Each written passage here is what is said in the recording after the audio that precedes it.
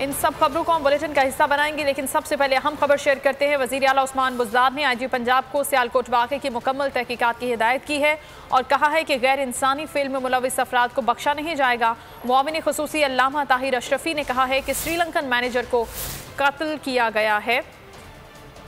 सियालकोट वाक़या, वज़ीर आला पंजाब ने आईजी को तहकीकात की हिदायत कर दी है। सियालकोट वाक़े पर इंतहाई सदमा हुआ है। वज़ीर आला पंजाब ने भी ये रद्द-ए-अमल दिया है। तौहीन मज़हब का इल्ज़ाम, सियालकोट फैक्ट्री में एक शख्स को कत्ल किया गया। कत्ल किए जाने वाले शख्स का ताल्लुक श्रीलंका से था और बतौर फैक्ट्री मैनेजर काम करता था। मुश्तइल अफराद ने पहले एहतजाज किया और फिर कत्ल कर दिया। फैक्ट्री में भी तोड़ फोड़ की गई।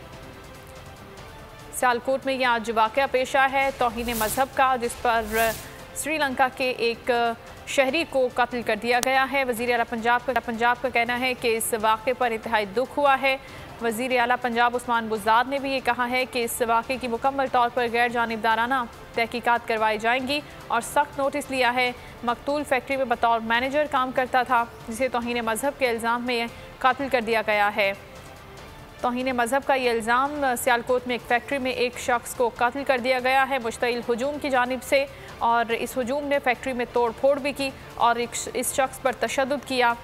तौहीन मज़हब का इल्ज़ाम लगाकर इस मुश्तइल हुजूम ने इस शख्स पर तशद्दुद किया जो कि फैक्ट्री में मैनेजर के तौर पर काम कर रहा था, और इसके बाद इस शख्स को कत्ल कर दिया गया। इस हुजूम की जानिब से शदीद एहतजाज भी लोगों की जानिब से रिकॉर्ड करवाया गया।